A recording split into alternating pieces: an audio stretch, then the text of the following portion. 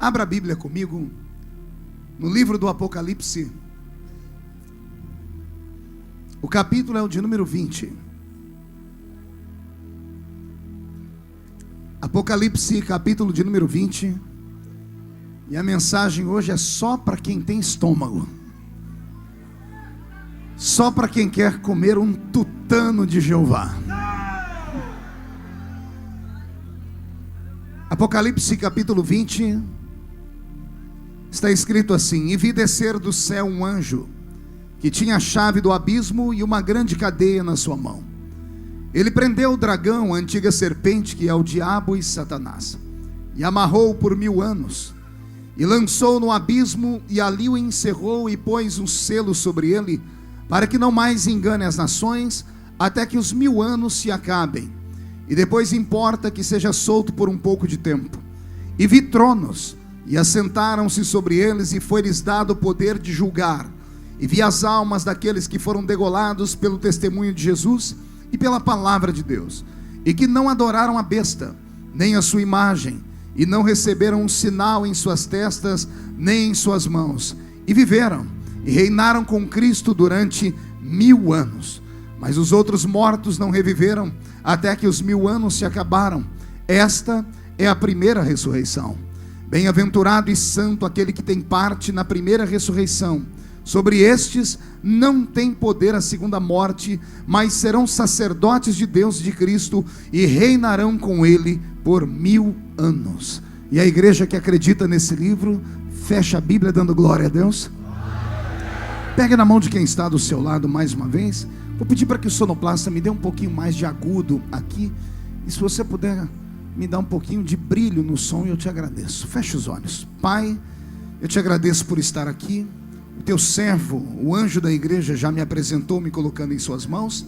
Eu apenas complemento a oração, pedindo ao Senhor que cerque esta igreja com a sua glória, e num raio de 5 quilômetros, onde houver um demônio alojado, que esses demônios recuem agora em nome de Jesus, e que os anjos desçam sobre nós, trazendo brasas de fogo nas mãos, comecem a esparramar estas brasas aqui, e onde houver um crente cheio do Espírito Santo, pega ele nas suas mãos esta noite, e mostra o caminho da verdadeira e poderosa adoração. E a igreja que é soberana diz: amém. Os que podem, tomem o seu assento aplaudindo a Jesus, porque Ele é bom. Glória a Deus.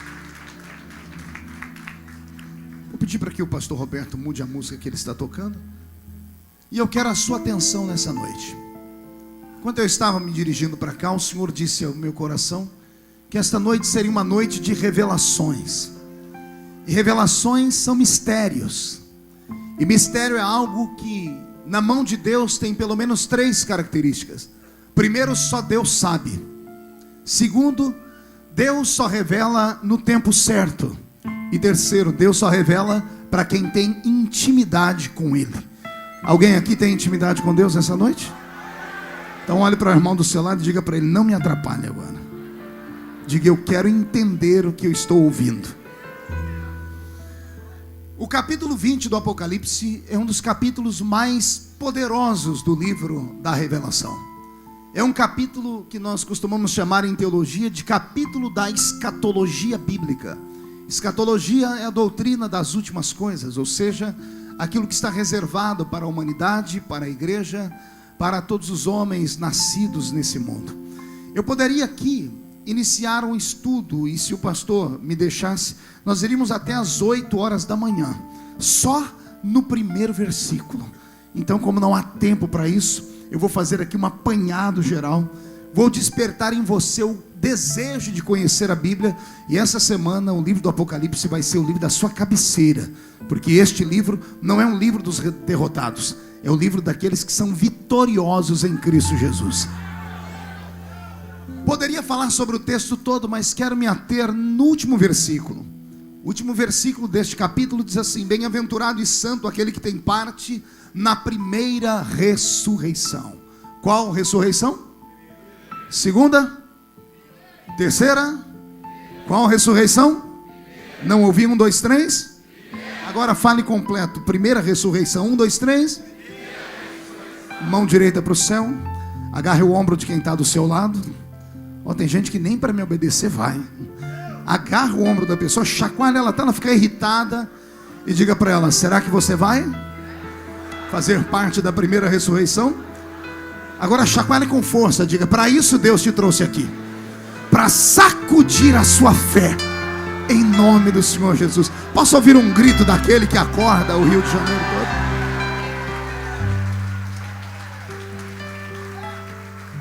Desde criança eu estudo a Bíblia. Eu tinha 13 anos de idade quando peguei a Bíblia na mão para pregar, mas já havia lido a Bíblia toda de capa a capa quando eu tinha 9 anos de idade e fazia o catecismo na Igreja Católica Romana. Me apaixonei pela Bíblia e me tornei um estudante dela. Hoje, com 40 anos de idade, já li a Bíblia mais de 30 vezes de capa a capa. Estudei a Bíblia e escrevi 18 livros acerca dela e uma enciclopédia bíblica com quase 800 páginas. Então esse que está falando conhece pelo menos um pouquinho para te falar. Fique tranquilo que eu não vou pregar heresia nessa noite, mas vou pregar revelação. E revelação é aquilo que quando a gente escuta, o coração acelera, os olhos marejam em lágrimas e a boca, ela é levada a dar gritos intensos de glória ao nome do Senhor Jesus. Então se prepare, porque Deus vai nos fazer caminhar por uma viagem nesta noite. Uma vez eu fiquei perguntando a Deus: por que primeira ressurreição? Qual é o segredo da primeira ressurreição? Esta ressurreição que aqui está escrito na Bíblia Sagrada, ela aponta para o dia iminente da volta de Jesus Cristo a essa terra. Nós que somos cristãos, que temos a fé evangélica, ou seja, que temos apreço pelos evangelhos, acreditamos na promessa que Jesus fez. Ele disse que ele iria ao Pai, mas voltaria outra vez e nos levaria para que estivéssemos com ele para sempre. E eu acredito nesse dia que a Bíblia Sagrada apelidou de o dia do arrebatamento da igreja. O arrebatamento da igreja vai acontecer. E se ele acontecer esta noite, e daqui desta igreja só 2 crentes forem embora desse mundo, eu sou o primeiro. Quem é o segundo que vem comigo? Eu fico imaginando como é que todas as pessoas que não são evangélicas, quando entram num culto como o nosso, eles ficam perdidos, não entendem a nossa linguagem, não entendem aquilo que nós falamos, porque não são acostumados com aquilo que nós pregamos. O apóstolo Paulo anteviu isso e disse: existe entre vós alguns homens naturais. O homem natural não compreende as coisas do Espírito de Deus, porque as coisas do Espírito se discernem espiritualmente. É por isso que qualquer pessoa que entra no nosso meio e não compreende a nossa linguagem, vão sair dizendo que somos loucos, desequilibrados, malucos, tantãs. Vão falar que nossa mente é pequena, que somos dominados por falastrões, por parlapatões. Mas nós que estamos aqui sabemos o que está acontecendo. Estamos em uma casa aparentemente comum, mas o ambiente desta casa não é comum. Quem é sensível sabe do que eu estou falando. É por isso que o nosso corpo se arrepia e a nossa voz é erguida ao céu para darmos gritos de glória ao nome do Senhor. Porque sabemos que neste lugar coisas extraordinárias podem acontecer. Alguém concorda comigo? Diga amém. João está falando aqui sobre a ressurreição que vai acontecer no grande dia do arrebatamento da igreja. E só para te fazer lembrar do texto sagrado, quando sobre o arrebatamento da igreja, sim, e dada a palavra de ordem, o mesmo Senhor descerá do céu com alarido e voz de arcanjo. Os que morreram em Cristo ressuscitarão primeiro, e depois nós, os que estivermos vivos, seremos transformados e seremos arrebatados e estaremos para sempre com o Senhor nos ares. É esta ressurreição que Paulo, ou que João está escrevendo aqui em Apocalipse 20, dizendo: bem-aventurados são esses que fazem parte da primeira ressurreição. E só para não ter nenhum tipo de dúvida, eu quero saber quantos aqui vão fazer parte da primeira ressurreição. Então agora olhe para o seu irmão e diga: o que nós vamos receber de tão especial nesta primeira ressurreição? Aperte o cinto, porque vamos decolar agora, pastor Marco. Para entender isto aqui, eu preciso falar com você sobre a primícia dos mortos que foi ressuscitada. Eu preciso falar de Jesus Cristo. O nosso Senhor esteve nesse mundo, no qual viveu por 33 anos e meio, Ele padeceu sob Pôncio Pilatos, morreu pela mão dos romanos sob ordem dos judeus, foi crucificado numa sexta-feira à tarde, mas domingo pela manhã, quando chegaram as testemunhas na sua tumba, a sua tumba estava vazia. Uma pedra estava rolada para um canto, e 2 homens de branco interpelaram aquelas testemunhas dizendo: por que procurais entre os mortos aquele que vive?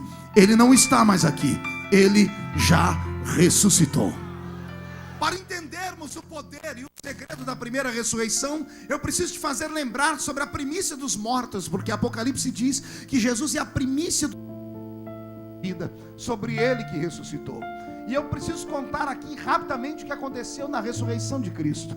Quando Jesus saiu daquela tumba e deixou ela vazia, ele permaneceu por alguns minutos ali no jardim, ali naquele horto. É bíblico. Nós devemos lembrar que algumas mulheres que ali estavam, e são essas as testemunhas da tumba vazia, uma delas em desespero sai correndo pelo meio do jardim, e no meio do jardim ela enxerga um homem, e quando ela olha para esse homem ela grita dizendo: o horteleiro, ou jardineiro, ou como diz os textos mais antigos, o hortelão. E quando ela diz isso, ele que está de costas se vira para ela e diz uma palavra, e essa palavra faz ela se tremer. Ele olha para ela e grita: Maria. E quando ele diz Maria, ela começa a entender que aquele ali não é um jardineiro, não é um horteleiro nem um hortelão. Aquele ali era um morto que devia estar dentro da tumba, mas está ressuscitado, está vivo naquele momento. Maria olha para ele e grita para ele uma palavra linda, dizendo: Rabi, ou Raboni, mestre da palavra, doutor da lei. E ela corre para se aproximar de Jesus. Quando ela está a um braço de encostar em Jesus, a Bíblia diz que Jesus estende a mão e diz: não me toque. E ele explica o porquê. Não me toque porque eu ainda não fui. Alguém se lembra? Eu ainda não fui glorificado. Maria se aproxima, Jesus estende a mão e grita para ela o quê? Não me toques porque eu ainda não fui. Não ouvi, não fui? Então o corpo que Jesus arrancou de dentro daquela tumba, ele não estava glorificado, mas estava ressuscitado. E aqui está um segredo que poucos de nós os atemos. O corpo que Jesus arrancou de dentro daquela tumba ressuscitado, ele não era glorificado, ele só era ressuscitado. Diga comigo, ressuscitado. Diga comigo, glorificado. Diga, o corpo não era glorificado, mas o corpo era ressuscitado. Diga para o seu irmão se ele entendeu. Se entendeu, eu posso continuar. O corpo que Jesus Cristo arranca de dentro da tumba é um corpo ressuscitado, mas não é glorificado. O corpo que Jesus tira de dentro daquela tumba é um corpo diferente. Quer perguntar o porquê? Eu só falo se todo mundo perguntar. Só se todo mundo perguntar fazendo biquinho. Eu vou mudar para o Rio de Janeiro desse jeito. Ô povo abençoado. O corpo que Jesus tira da tumba, ele tem carne, filhinho. Ele tem osso, mas não tem sangue. O corpo que sai de dentro daquela tumba ressuscitado, mas não tem sangue. Quer perguntar o porquê? O sangue ficou no alto do Gólgota, derramado na terra, para que todos os nossos pecados fossem perdoados. O corpo que sai de dentro da tumba é um corpo diferente. É um corpo que não está glorificado, mas está. E esse corpo faz algumas coisas que dá um nó na cabeça da gente. A Bíblia diz que com esse corpo ressuscitado em carne e osso, sem sangue, Jesus atravessava a parede. Estavam os discípulos reunidos em uma casa, porta e janela fechada, e quando eles abrem os olhos, lá dentro da casa está ele. O coração deles acelera e ele desaparece dali. Meia hora depois entra um cidadão que não estava na reunião, cujo nome é Tomé. E todos estavam dizendo: Tomé, ele esteve aqui, Tomé. Ele ressuscitou de verdade, a história é verdadeira. E Tomé começa a dizer: eu só acredito se eu colocar o meu dedo na ferida dele. Eu só acredito se eu ver. E não é que mais tarde, horas depois, daqui a pouco aquela porta fechada e a janela fechada também, aparece de novo Jesus. Jesus aparece com Pedro nem com João, ele vai direto em Tomé, aponta o dedo no nariz de Tomé e diz: Tomé, eis aqui a minha mão. Coloque o seu dedo na minha ferida e veja que eu vivo. Seja crente, não incrédulo, Tomé. Agora esse corpo que atravessa a parede, não se escandaliza não, respira fundo. Aparece do outro lado, na beira da praia. E lá na beira da praia ele come peixe frito, assado. Jesus comeu peixe com os discípulos depois da ressurreição. E enquanto ele está comendo com eles, eu não sei para onde foi essa carne do peixe, porque ele atravessa outra parede e aparece para os discípulos. Num período de 40 dias, Jesus apareceu a 500 pessoas. Não bastasse só isso, não havia distância para este corpo dele. Ele estava cá em Jerusalém com eles comendo peixe. Daqui a pouco ele aparece lá no caminho de Emaús. E os discípulos andando não reconheceram ele, porque o corpo estava ressuscitado, mas não estava glorificado. Ele senta com eles à mesa naquele dia a convite deles. E como era costume em Israel, toda vez que você recebia uma visita, era o visitante quem dava graças a Deus. Então todo visitante pegava o pão, olhava para o céu e dizia: graça nós te damos, ó grande Adonai. Graça nós te damos, ó grande Elohim. Era assim que os judeus chamavam a Deus. E quando aquele visitante do caminho de Emaús sentou com eles, deram a ele o pão. E quando ele pega o pão e vai partir, ao invés de ele dizer: graça te damos, Adonai, graça te damos, Elohim, ele diz: graça eu te dou, meu Pai. Quando ele diz meu Pai, todos os que estão na mesa abrem os olhos. E quando olham, o pão está partido, caído na mesa, mas a cadeira está vazia. Porque do jeito que ele apareceu, ele desapareceu. O corpo dele não era normal. Tinha carne, tinha osso, porque ele comeu peixe, mas atravessou a parede. Ele comeu peixe, atravessou a parede e desapareceu no tempo, e apareceu quilômetros depois, em outro lugar. Esse corpo dele não era normal. Agora respire fundo. A promessa da primeira ressurreição é que todos nós teremos um corpo parecido com o dele. Não, você não entendeu, eu vou repetir de novo. Um dia, acreditem os homens e mulheres ou não, um dia, quem viver verá. Se participar do arrebatamento da igreja, terá um corpo parecido com o dele. Um corpo não dado à expectativa dessa terra, um corpo não dado à atmosfera desta terra, não dado ao equilíbrio desta terra, mas um corpo que não é normal. Depois de 40 dias, com esse mesmo corpo de carne e osso, sem o sangue, ele aparece no solapé de uma montanha, onde ele havia marcado um encontro com as testemunhas a quem ele apareceu. Estamos em Atos capítulo 1. Em Atos capítulo 1, ele está no solapé da montanha.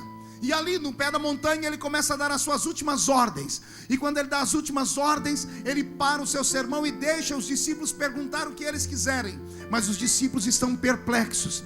Os discípulos não conseguem raciocinar. E ao invés de perguntarem coisas do céu, coisas da eternidade, olha o que perguntam para ele: é neste tempo que o Senhor vai restaurar o reino de Israel? E Jesus dá um puxão de orelha neles, como que dizendo: vocês podiam ter me perguntado coisas eternas, mas me perguntam coisas da terra. Essas coisas pertencem só ao meu Pai. E como eles não têm mais o que falar, a Bíblia diz que tendo ele parado de conversar, veio sob o pé dele, debaixo do pé dele, uma nuvem. E esta nuvem começou a levantar Jesus. E Jesus começou a flutuar. E ele foi flutuando e foi subindo, com aquele corpo ressuscitado, não glorificado. Pergunte por que não? Porque quem olhou para ele no pé da montanha viu aqueles cabelos castanhos, viu aquela barba castanha, viram uma roupa feita na terra, olharam para ele e viram ainda as feridas na sua mão, olharam e viram o corpo ressuscitado. Os cabelos dele, os olhos dele ainda eram castanhos. Era o mesmo Cristo que caminhou com eles, apenas com as suas feridas curadas. Eles viram esse corpo subir. E quando chegou a uma certa altura, a Bíblia diz que ele desapareceu dos olhos deles.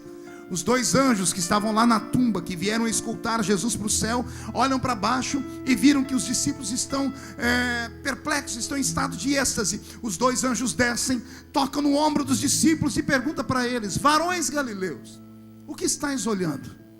Esse Jesus que dentre vós foi tomado, do jeito que ele foi, qualquer dia desse, ele vai voltar.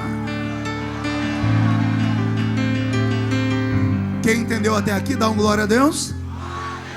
Agora respire fundo, porque vamos crescendo na revelação.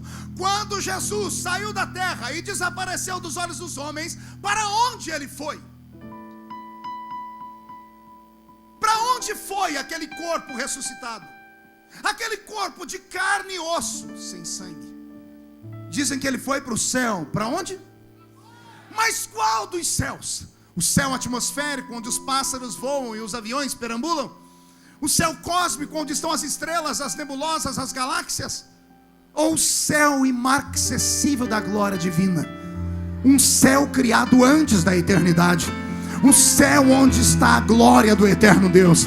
Um céu para onde um dia, eu não sei você, mas eu hei de morar. Quem vai para lá nesse lugar aqui? É lá que eu creio. Agora respire fundo e vem comigo. Esse corpo ressuscitado de carne e osso saiu da terra e foi para o terceiro céu.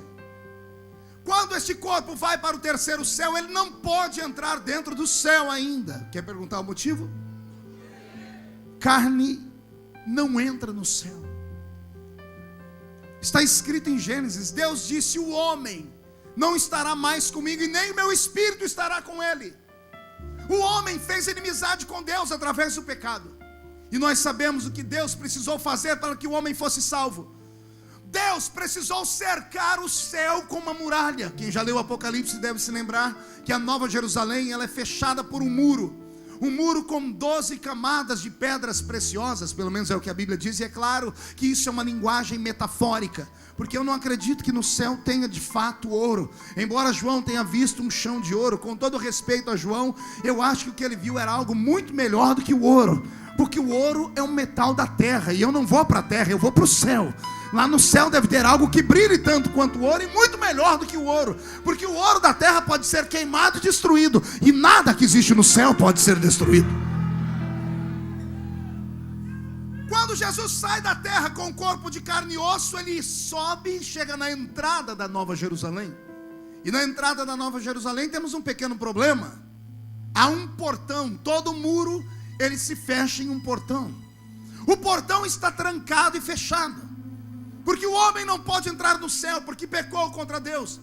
Não havia nenhum tipo de razão para Deus permitir o homem entrar lá no céu. E Jesus vai para o céu no corpo humano que tinha na terra. Quando ele chega na porta do céu, os anjos que guardam o céu vêm voando e vêm gritando. Possivelmente porque olharam aquele corpo e não sabiam que corpo era aquele. E explico isso para vocês: anjo não é onisciente, anjo não é onipresente. Anjos são seres espirituais e onde eles estão ficam.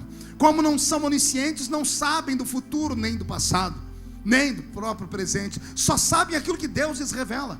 Como o anjo não é onipresente, não podem estar em todos os lugares ao mesmo tempo. Os anjos que guardam o céu estão ali desde a eternidade, para não deixar que ninguém entre ali dentro. Você lembra quando está escrito no livro de Jó, que vieram os filhos de Deus se apresentar, e veio também Satanás?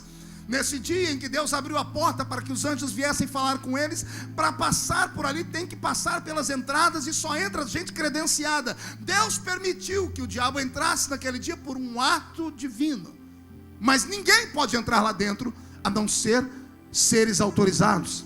Os anjos que estão guardando o céu, quando olham aquele corpo estranho, de carne e osso, cabelo comprido, castanho, olhos castanhos, eles vêm voando com as espadas na mão. E se cumpre o Salmo 24, porque antes de fazerem qualquer coisa, eles perguntam, olham para eles assim: levantai, ó portas, as vossas cabeças, para que entre aí dentro o Rei da Glória. Porque perto dele reconheceram quem era ele. Ao olhar para os olhos dele, viram aquilo que estava dentro dele. E dentro dele não tinha um espírito humano, mas o espírito do Cristo, o espírito daquele que todo poderoso é para salvar a raça humana. E eles gritam então: levantai, ó portas, as vossas cabeças, para que entre o Rei da Glória. Os anjos que estão dentro do céu e detêm a chave para abrir o portão, vêm voando, vêm correndo e vêm perguntando: mas quem é este Rei da Glória? Os anjos que estão aqui fora se levantam gritando: o Senhor dos Exércitos, poderoso na batalha, Ele é o Rei da Glória. Os céus se abrem. Os céus fazem o quê? E aquele corpo de carne e osso, ressuscitado, atravessa os portões e entra dentro do território sagrado. Quando Jesus coloca os seus pés humanos dentro do céu, ele deve ter aberto os braços e dito: está consumado de verdade agora. A minha vida prova, eterno Deus, que é possível nascer homem na terra e vir morar no céu. Se cumpriu a lei.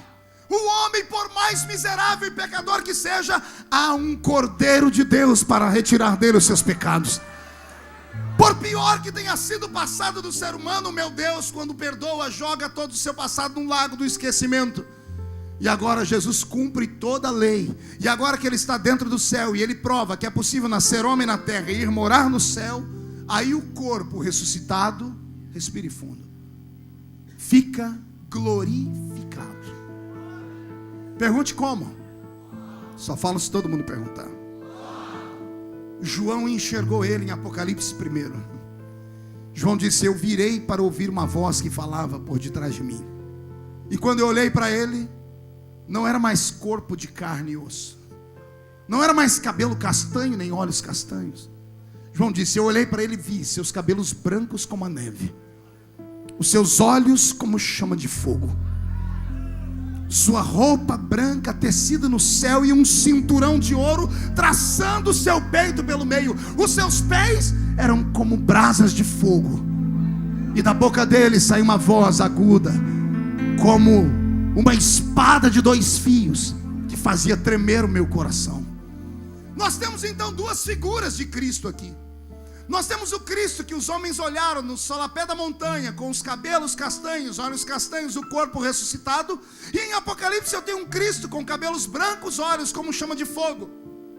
Os 2 são o mesmo, só que um é ressuscitado e o outro é. Um é e o outro é. Agora vem a parte mais linda de todas. Pergunte qual?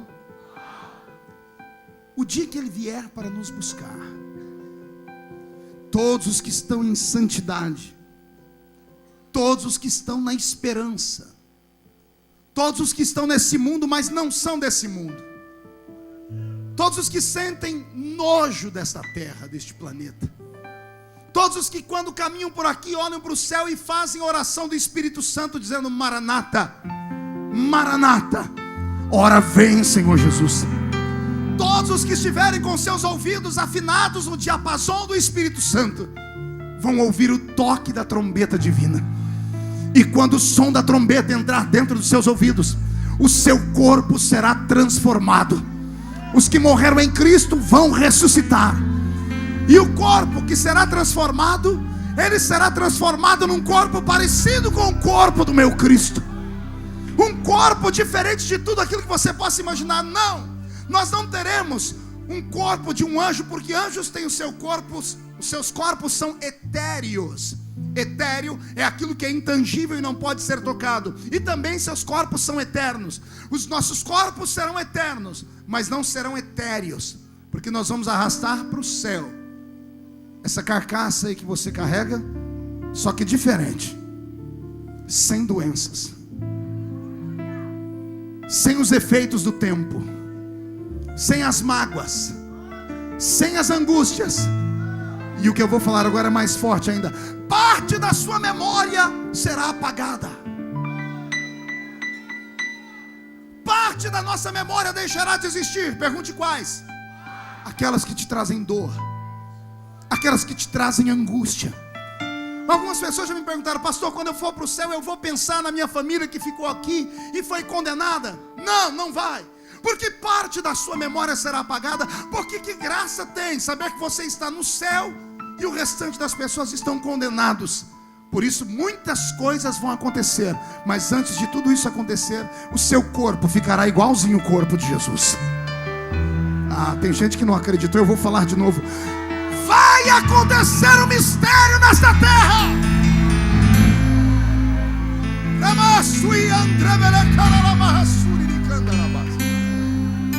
Fiquem os filósofos, fiquem os artistas, fiquem as pessoas que se dizem ateias, fiquem as pessoas que são cheios de gnosticismos. Deixe essas pessoas falarem o que quiserem de mim, de você. Nós não somos normais. Uma pessoa normal não entraria dentro de uma igreja para ficar até quase 10 horas da noite, como você está, em pleno meio de semana, segunda-feira brava. Uma pessoa normal está em casa assistindo Salve Jorge agora. Aqui estão os anormais, que não querem Salve Jorge, querem que Jesus salve a humanidade toda.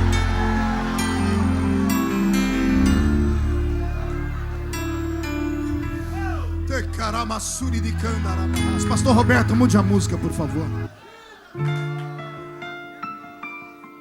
Se a trombeta tocasse nesta hora, haveria uma confusão jamais vista nesse nosso planeta. Homens e mulheres perdidos, pessoas que frequentaram os nossos ambientes sagrados, que entraram pelo Santo dos Santos, que oraram em línguas, que experimentaram os dons do Espírito, mas que infelizmente apostataram da fé. O coração dessas pessoas vai explodir no seu peito. Quando o filho chegar em casa depois da balada noturna, ou depois das noites na Cracolândia, e procurar a velha mãe de cabelos grisalhos, a quem ele ajudou a envelhecer por causa do sofrimento que a fez passar, e procurar ouvir o eco da voz daquela velha mulher que orava todas as noites pelo filho, não mais vai encontrar. Vai acontecer um arrebatamento de sentidos nesse nosso mundo. Pessoas terão a sua vida transformada de fato, mas o mundo vai sentir saudades do grito desta igreja. Aproveitando que a imprensa está nos ouvindo, e talvez isso vai dar mais um pouquinho de lenha na fornalha, aproveitem o tempo em que estamos aqui, porque vai chegar um dia em que os principais jornais do Brasil vão ser obrigados a entrar o plantão instantaneamente. Sabe quando para tudo, quando para a novela, quando para tudo e entra o plantão, vai entrar o jornalista dizendo: atenção, notícia de última hora, desapareceu um povo nessa terra.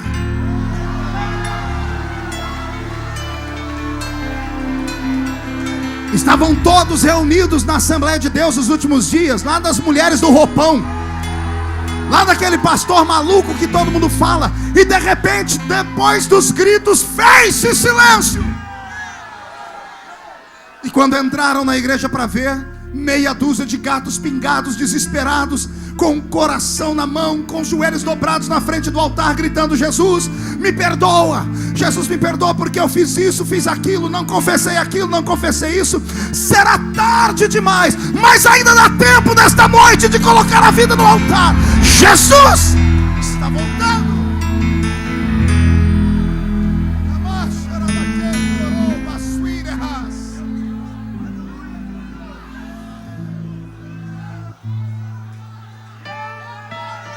Quantas pessoas vão chorar naquele dia? Quantos filhos que desrespeitaram seus pais? Quantos filhos que afrontaram a autoridade dos seus pais? Quantas mulheres que arrancaram a vida de dentro de si ao abortarem os seus filhos? Quantas pessoas que desonraram em seus corpos a imagem de Deus e destruíram aquilo que Deus lhes deu, que destruíram a sua própria natureza? Quantas pessoas que hoje debocham e riem, fazem um monte de coisas contra a minha vida e contra a sua, naquele dia vão entender por que esse povo vinha à igreja, vão entender por que a gente não revidava, por que a gente não partia para a ignorância. Vão entender que um crente, quando ele encontra Jesus, ele encontra uma nova vida. Eu não sei você, mas eu estou orando: Maranata, Maranata, ora vem, Senhor Jesus.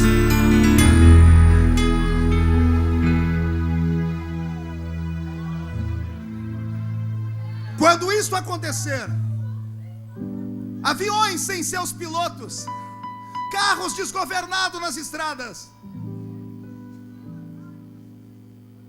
haverá uma confusão jamais vista nesse planeta.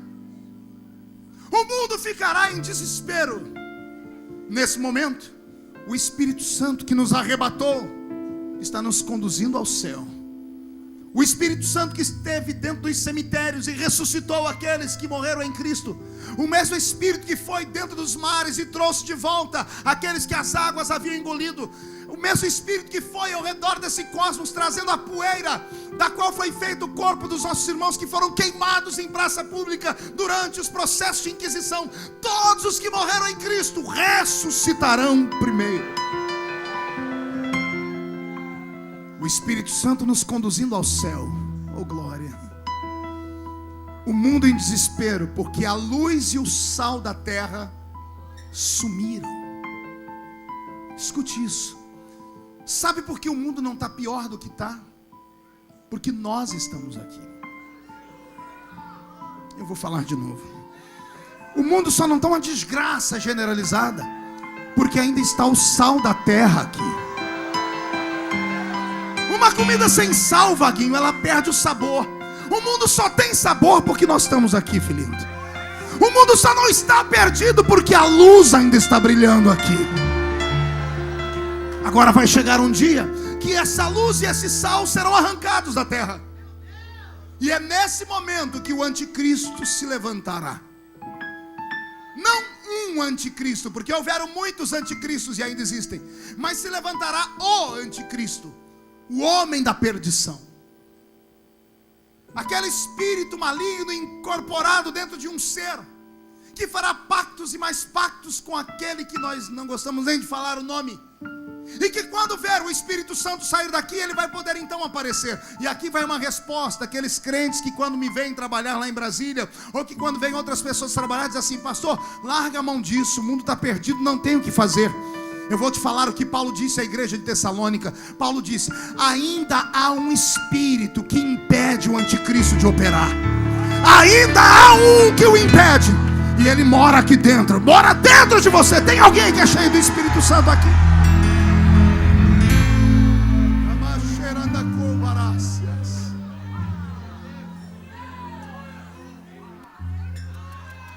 Quando nós subirmos daqui com os que morreram em Cristo, os que fazem parte da primeira ressurreição, subiremos às nuvens e nos encontraremos com Ele para uma noite inesquecível, uma noite que para nós irá durar algumas horas apenas, mas para esse mundo aqui vai durar cerca de 7 anos. Quantos anos? Quando desaparecermos aqui, nosso corpo ressuscitado, receberemos vestes novas e apareceremos logo em uma mesa gigantesca. Seremos arrastados da terra para as bodas do Cordeiro. Hoje nós somos noiva do Cordeiro, mas no arrebatamento nós nos casaremos com Jesus Cristo e seremos esposa de verdade. Hoje somos noiva, mas um dia seremos esposa. É a linguagem bíblica. E a Bíblia Sagrada diz que quando isso acontecer, nós estaremos com o Senhor nos ares, em uma mesa gigante, preparado, cujo nome será as bodas do Cordeiro. O tamanho dessa mesa, Apocalipse diz, João disse: eu vi a mesa, ela começa no ocidente, vai até o oriente, ou começa no oriente, vai até o ocidente. Pense numa mesa gigante. Um daqueles lugares é seu. Não, você não entendeu, eu vou falar de novo. Lá tem uma cadeira com o seu nome. Será as bodas do Cordeiro. E agora vem a parte mais gostosa. Pergunte qual? Nós vamos comer durante 7 anos. 7 anos para quem está na terra. Lá serão apenas algumas horas. No mundo espiritual não existe horário. Nós não somos dados à lei física, porque não envelhecemos em nada disso. Estaremos sentados nessa mesa, um ao lado do outro. Eu quero te encontrar lá, viu? Quero ver você lá perfeitinho. E agora vem a parte mais deliciosa. O corpo é ressuscitado. O corpo é o quê? A gente vai comer igual Jesus comeu peixe na praia. Não, você não entendeu, eu vou falar de novo. Nós vamos sentar nesta mesa e vamos comer até falar chega. 7 anos comendo, e detalhe, sem engordar nenhum quilo. Nada de estria mais, nada de problema com esse mundo mais. Estaremos para sempre com Ele. E agora vem a parte mais deliciosa da festa. Pergunte qual? Já imaginou o tamanho da mesa? Alguém deve estar pensando: pastor, eu já sei porque que vai durar 7 anos o nosso horário aqui da terra. Haja garçom para servir todo mundo. Não, fique tranquilo. A Bíblia diz que naquele dia quem vai servir a esposa é o esposo.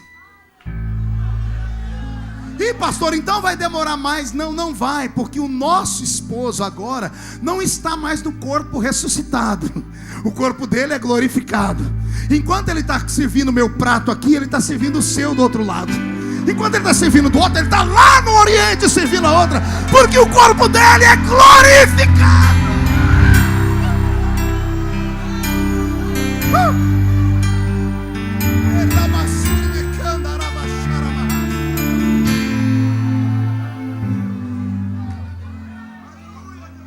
Participaremos dessas bodas, chamado bodas do Cordeiro.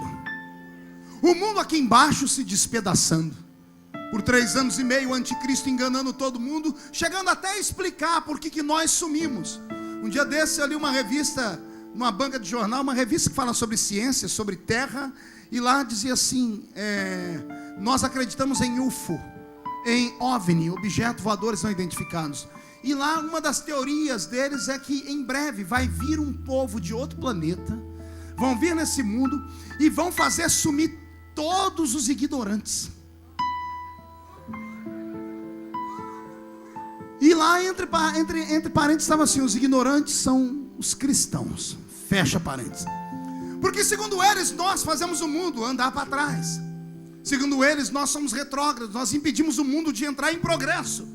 Então já criaram uma teoria de que em breve todos nós vamos sumir, vamos ser abduzidos para um outro planeta, e lá vão trabalhar nossa mente, para depois voltarmos aqui à Terra. O diabo, sabendo para onde nós vamos, já criou uma teoria para explicar aqueles que ficarem aqui. Ai daqueles que ficarem aqui, que já foram salvos, que estavam afastados e caírem nessa ladainha. Hoje você pode ser salvo pelo amor, mas a Bíblia diz que naquele período, só pela dor. Porque quem não tiver a marca da besta na mão direita e na testa, quem não tiver as condições específicas para aquele reinado, vai passar fome. Quem não estiver alienado ou unido a esse espírito do anticristo, vai ter que dar a sua vida nesse mundo aqui. Então hoje ainda dá tempo, é pelo amor, é pela graça. Hoje você sente o Espírito Santo aqui entre nós.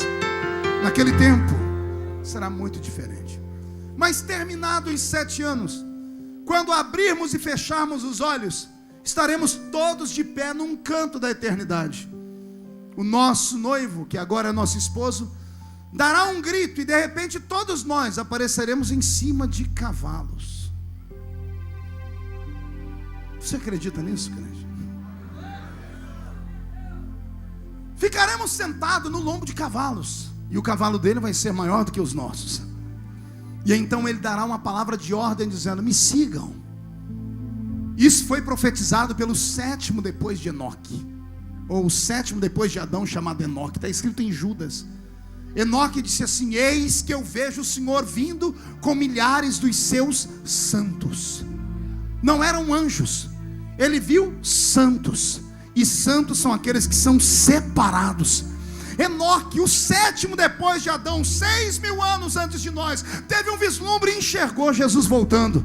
Jesus em cima de um cavalo branco e nós atrás dele, vindo para esse mundo mais uma vez. Só que dessa vez não para mais sermos humilhados, mas para colocarmos o diabo no lugar dele, que é debaixo dos nossos pés. Quando isso acontecer, quando ele subir em cima do seu cavalo e todos nós estivermos com um corpo transformado, com um corpo ressuscitado, quando estivermos prontos para vermos o céu se rasgar em dois, se desenrolar em dois, quando tudo isso acontecer e nós viermos sobre este planeta, Israel neste momento estará em um pé de guerra jamais visto na história. O vale do Armagedon, chamado Vale de Jezreel. Sempre que vamos a Israel, vamos até aquele vale, e ali os ensinadores da palavra param naquele lugar e dizem: um dia haverá uma grande guerra nesse lugar aqui. E esta guerra haverá de verdade.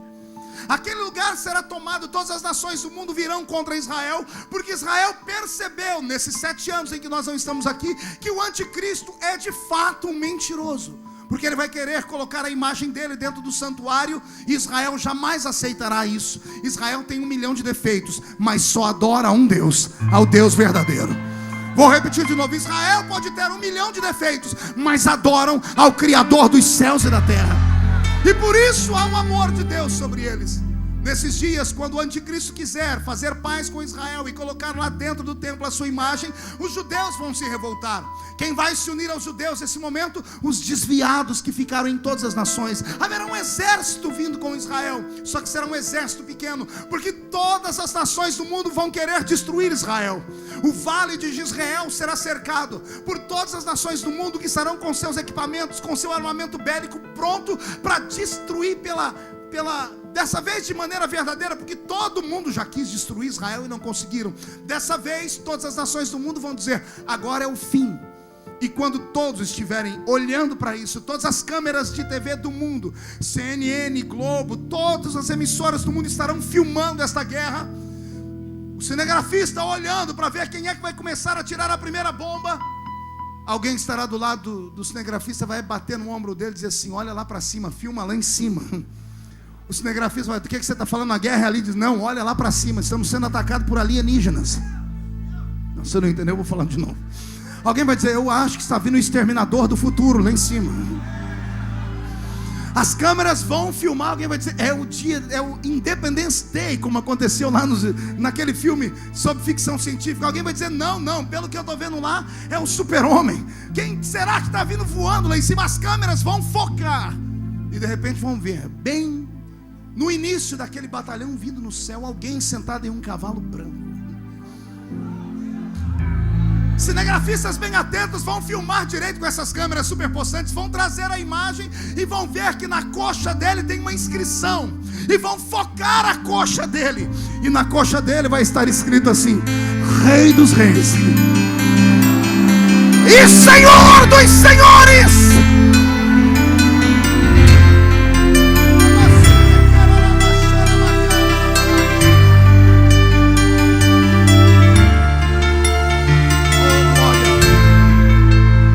Se cumprir o que a Bíblia diz, que naquele dia todo olho o verá. O que diz a Bíblia? Naquele dia todo olho. O arrebatamento da igreja se dará em 2 fases. Na primeira fase será tudo escondido, será tudo misterioso. A Bíblia diz que Jesus virá como ladrão da noite. E a Bíblia diz: se o pai de família soubesse a que hora que o ladrão viria, ele ficaria atento. E Jesus ainda disse: estarão 2 dormindo em uma cama naquele dia, um será tomado, o outro será deixado. Estarão 2 trabalhando em um moinho, um será tomado, o outro será deixado. Olha o que Jesus diz: um estará dormindo, o outro estará trabalhando. Era a forma de Jesus dizer: no dia em que eu vou voltar em várias fases para o mundo. Enquanto metade do mundo dorme porque é dia, a outra metade, ou dorme porque é noite, a outra metade trabalha porque é dia. Vai acontecer um arrebatamento nesse planeta, senhoras e senhores. Jesus Cristo vem buscar a sua igreja de verdade. Esteja preparado, por favor. Pare de levar esse evangelho tacanho, pequenino, miserável, onde você quer transformar Jesus como se fosse numa espécie de gênio da lâmpada, onde você esfrega e pede, e tudo que você pede Ele te dá. Por favor, não sirva a Deus por aquilo que Ele pode te dar, sirva a Deus por aquilo que Ele já te deu. Ele te deu o nome escrito no livro da vida.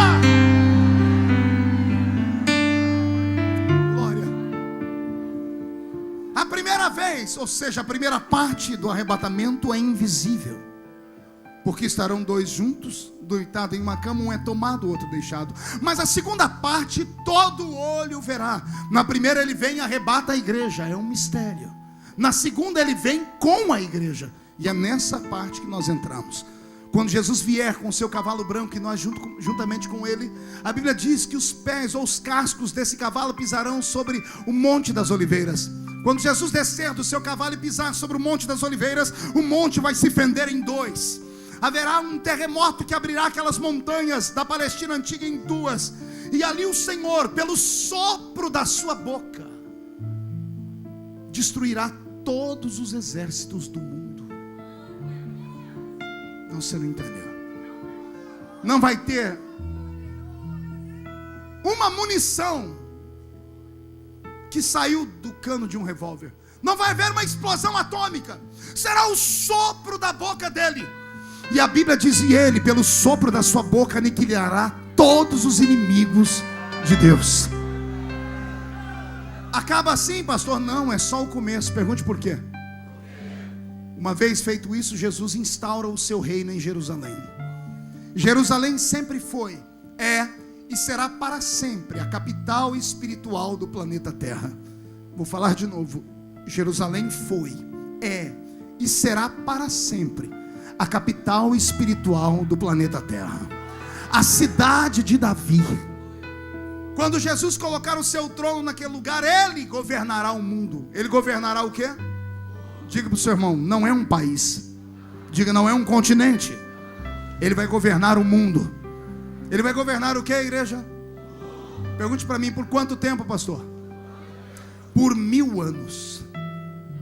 Nesse período, antes de tomar o governo, ele agarra o diabo pelo chifre, coloca prisões em suas mãos, grilhões, e envia ele para uma prisão, onde Satanás ficará por 1000 anos. E por 1000 anos essa terra ficará em paz. Jesus governará em Jerusalém. Agora, todo rei que se preza não governa sozinho. Ele precisa de súditos para governar. E é aqui que entra a parte mais bonita de toda a história. Bem-aventurados que fazem parte da primeira. Bem-aventurados que fazem parte do quê? Não entendi. Bem-aventurados que fazem parte do quê? Primeiro, porque o corpo não pode morrer mais. Segundo, porque o corpo pode sentir prazeres dessa terra, como o paladar, pode comer. Terceiro, porque esse corpo, mesmo podendo fazer tudo isso, não é mais dado à lei da atmosfera terrestre, não é mais preso à lei da gravidade. Lembra o que o corpo de Jesus fazia? Comia peixe, atravessava a parede e flutuava. Aparecia aqui e desaparecia, e aparecia aqui. Oh meu Deus. Eu estou dizendo que você está sentado nesse exato momento do lado do futuro primeiro-ministro. Escolhe o país aí. Não, você não entendeu, eu vou falar de novo. Todo rei governa, o rei governa em Jerusalém. Mas quem fica no Brasil, nos Estados Unidos, na Argentina, na Bolívia, no Chile, no Equador, na África, sou eu e você. Nós governaremos esse mundo com Jesus Cristo. Puxa a barriga e estufa o peito. Olhe para o seu irmão e diga, se você não acredita, é problema seu. Diga, eu tomo posse desta palavra. Eu vou governar esse planeta Terra ao lado de Jesus. Só quem acredita nisso, dá um grito para acordar a cidade inteira.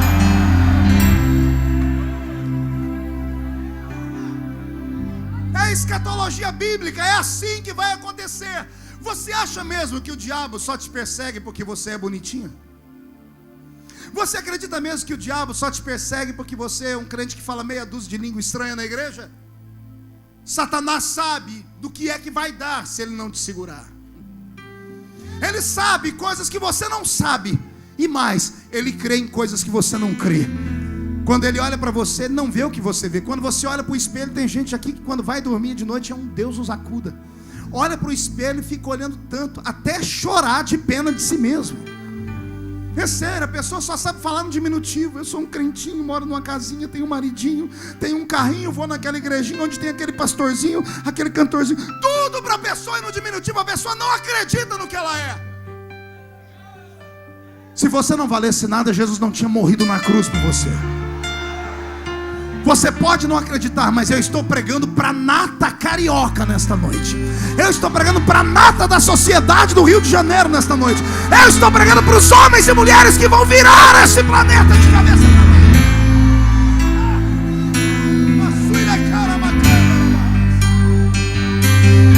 comece a se valorizar.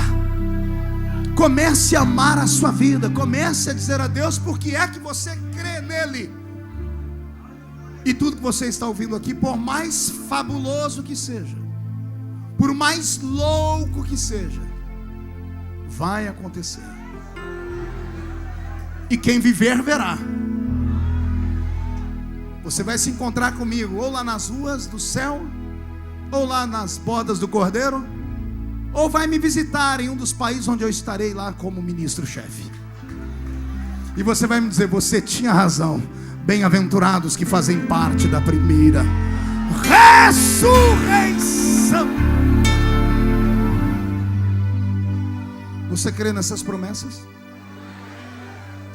Pastor Roberto, mude a música e eu encerro aqui. Então deixa eu te dar uma palavra de fé. Não desista.